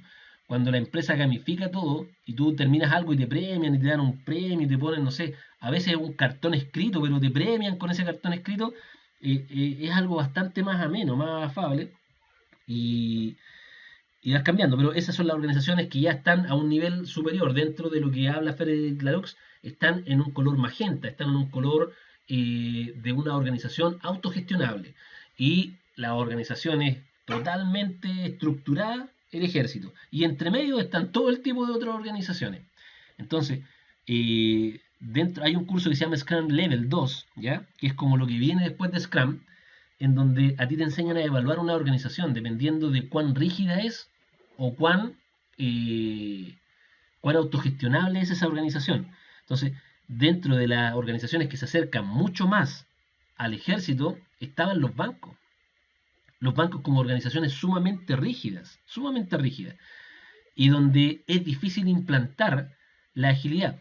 ¿Por qué es difícil? Fíjate que en agilidad el equipo es el que decide el tiempo que se va a demorar una tarea, ¿cierto? Sí. ¿Qué hace un gerente en un banco de repente? Llega y ¿qué dice? Esto tiene que estar para mañana. Me da lo mismo.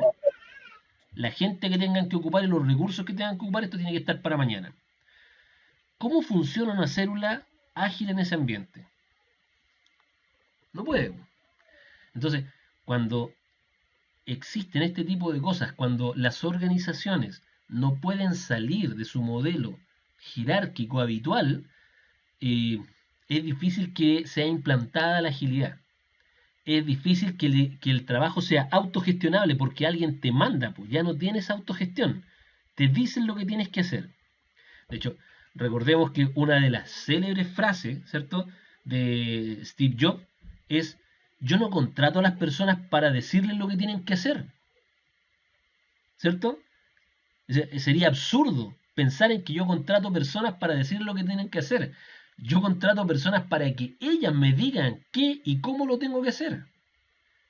En base, recordemos que esa es la mentalidad de Silicon Valley. Esa es un poco la esencia de la agilidad. O sea, tenemos un equipo que son expertos y que son autogestionables. Ellos saben cómo se tienen que hacer las cosas, po. Entonces, si alguien me dice cómo tengo que hacer mi trabajo, en realidad estoy en una organización bastante rígida y que mientras no cambie esa forma rígida de operar, no puede pasar a un método ágil. El método ágil que pongas no va a funcionar en esa organización, porque no va a haber Scrum Master o Product Owner que entienda cómo funciona esto, que soporte ese tipo de acciones. O sea, que todos los días le estén diciendo, no, esto tiene que estar para mañana, no, esto tiene que estar la próxima semana, no. Oye, pero si yo no te he dicho cuánto me demoro en hacerlo, no, es que tiene que estar para allá. Bien, pues. Así es como quedan de repente grandes errores en producción. Claudio, ¿y cuántas empresas en Chile están ya con agilidad? Sí. O sea, no, si tú me preguntas hoy día, hay muchas empresas que están tratando de implementar la agilidad. Muchas empresas que están tratando de implementar la agilidad. Ahora, Pero, ¿más retail que financiero o no? la verdad es que no he hecho el estudio, te mentiría si te dijera, pero yo sé que casi todos los bancos hoy día tienen áreas de agilidad. Todos los bancos. ¿Ya? Como te digo, yo supe que sacaron un área completa hace un tiempo atrás de un banco conocido, porque no funcionó, entre comillas, no funcionó la agilidad. La verdad es que si tú me preguntas a mí, no es que no haya funcionado la agilidad, sino que nunca le dieron la oportunidad de que funcionaran de forma ágil. ¿Ya? Pero en el fondo, hoy día muchos están entendiendo, los bancos están cambiando los paradigmas de sus organizaciones. O sea, hoy día están achatando las organizaciones. Cuando uno va a la agilidad se empiezan a achatar, cada vez son más chatas las organizaciones. ¿Entienden cuando uno habla de achatar? Empiezan a desaparecer los cargos de gerente, de subgerente, de jefes de área. Y tienes... ¿Será ese el motivo que no quieren que entre la agilidad? Muchas veces ese es el motivo, porque hay... O sea, imagínate, me tomó 20 años llegar a ser gerente de una empresa. Y hoy día vienen unos pelagados que vienen con blue jeans, con zapatillas, ¿cierto? Polera, barba, y te dicen que los jefes ya no son necesarios, que hoy día tienes que tener líderes que los guíen y que el equipo sea el que manda. Entonces, imagínate también el impacto para esa persona, si uno lo entiende. Pero el tema es que como líder de una compañía así puedes ganar mucho más, pero hay una parte en orgullo que sale también ahí, es que yo mando acá, yo mando, yo soy el que dice las cosas, y yo digo que las cosas se hagan, se hacen. Eso es los jefes son así. Sí, pues son jefes, no líderes. Exacto, son jefes. Entonces, lo que sucede ahí es que no quieren perder eso, porque muchas empresas, no quiero citar mucho, pero en Entel me acuerdo que estábamos con Antonio Vicci, que es el gerente general, estábamos en una de las fiestas de la compañía, donde está toda la compañía metida ahí en espacio riesgo, y él dijo, ¿saben qué? Dijo, estamos cambiando, y he tenido, desde él hacia abajo, toda la compañía estaba cambiando. Dijo, el que no se adapta a esta nueva forma y a este nuevo modelo de trabajo, no tiene absolutamente nada que hacer en esta compañía. Y te aseguro que ese año salieron por lo menos 8 o 9 gerentes de la compañía, y muchas personas que no fueron capaces de adaptarse a este tipo de metodología. ¿Por qué? Porque la instrucción venía desde arriba. Entonces, desde el directorio querían buscar esta nueva forma de trabajo. Y lo lograron. Para mí lo lograron y lo logramos súper bien en ese momento. ¿Ya? Para mí fue una súper grata experiencia. Y hoy día, si alguien dice, oye, Entel, compadre, te felicito. Una muy buena empresa que trabaja con agilidad y saben cómo trabajar la agilidad y vibran con la agilidad. Y se movieron para cambiar. Quiere decir que Entel es una de las empresas que está ya full agilidad. Claro, hoy día tú tienes empresas como Entel, Telefónica. Ahora, si esto no se lo diga a nadie conocido Entel, pero si hay una empresa hoy día que yo creo que es mejor en agilidad que Entel, y eso que para mí Entel es top, es WOM. O sea, ellos trabajan hoy día la mentalidad que tienen, o sea, hasta el gerente general va de blue jeans rotos con zapatillas y polera. ¿Ya? El tío WOM. Entonces, esa empresa ya es una empresa que viene desde un núcleo que es ágil, totalmente. O sea, desde su gerente general para abajo, toda la empresa funciona así. Ah, la escuela. ¿Ya? Entonces, ahora, es un tema de cambio de mente, un tema de mindset, de cambiar el chip y decir, ¿sabes qué? Ahora tenemos profesionales trabajando, pues, preguntémosle a los profesionales. No digamos qué hacer, no les digamos a los profesionales cómo tienen que hacer su pega. Pidámosle lo que necesitamos y que el profesional haga lo que tiene que hacer. Y eso te aseguro que va a ser más productivo que muchas de las cosas que pedimos hoy día que tienen que estar para mañana. Sí, totalmente de acuerdo contigo, Claudio. ¿Ya? Ya pues chicos, ¿más preguntas? Sí, yo quería preguntarte o sugerir tal vez si es que podríamos al final del curso capaz hacer un ejercicio, un ejemplito de cómo se llevaría un proyecto desde cero considerando todos estos puntos. No sé si eso sería posible, como para refrescar todos los puntos, ¿no? Sí, de hecho estaba pensando en que la sesión número 8 la hiciéramos justamente pensando en eso, en hacer una especie de dinámica o de mostrar algunos videos y todo de cómo se puede ir, cómo se va gestando, cómo se va generando el equipo de trabajo, para que lo veamos el lunes. ¿Ya? Bueno, y mi otra pregunta era, ¿cuánto tiempo en promedio toma ese ciclo del equipo Scrum para que pase por esas etapas? Porque al final eso también repercute en costos y plazos del proyecto. Ya, lo que pasa es que aquí hay dos temas. La administración de una célula ágil es distinta a un proyecto y a un presupuesto. En el fondo, lo que tú vas a tener en una célula ágil es un costo fijo. Tú no tienes variación del costo, porque tú puedes decir, yo voy a costear una célula durante un año. El equipo de la célula sale, no sé, 400 UF mensuales. Por lo tanto, yo hago en el presupuesto, ¿cierto? En el presupuesto de este año, yo digo, yo voy a ocupar 12 por 4, son 48 UFs o 480 UFs para consideradas para el equipo completo durante el año. Ahora, ¿qué es lo que tú vas a hacer durante ese año? ¿Cómo vas a justificar ese año? Es otro tema. Pero no te aumenta los costos. Independiente si el equipo es maduro o no, tú el presupuesto de una célula lo reservas de una sola vez. No, claro. Digamos que está un año, pero tú vas a comenzamos a crear un equipo de cero. Entonces este equipo tiene que pasar por todas las etapas hasta que llegue a su punto de desempeño. En promedio, ¿cuánto tiempo toma de acuerdo a tu experiencia? En promedio deberían ser unos 6 meses más o menos. Ya, ok. ¿Ya? Ya. En promedio. Y puede que te demore un poquito más, pero en promedio deberían ser unos 6 meses, 6, 7 meses, en que el equipo alcance una madurez más o menos, que aprendan a trabajar. Bien. ¿Ya? Durante ese tiempo igual se siguen atendiendo y desarrollando iteraciones. ¿Cómo? No te entendí. Durante ese tiempo igual se sigue desarrollando y se sigue entregando. Claro, pero vas a pasar por todo lo que vimos de Tuckman.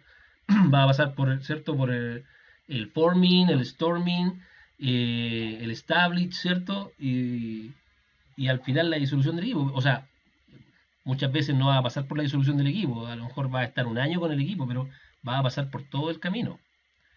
Y vas a entregar igual software y vas a aportar valor igual de forma temprana.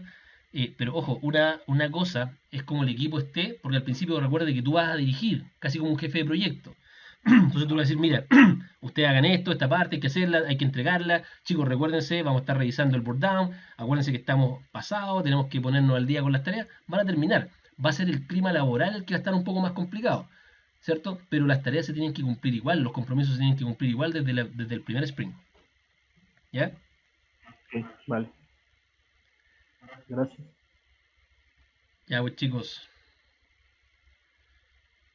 Un gran abrazo, cuídense, nos vemos el lunes con la última clase. ¿Ya? Vamos a tener... Ya, gracias. No, gracias. Nos vemos chicos.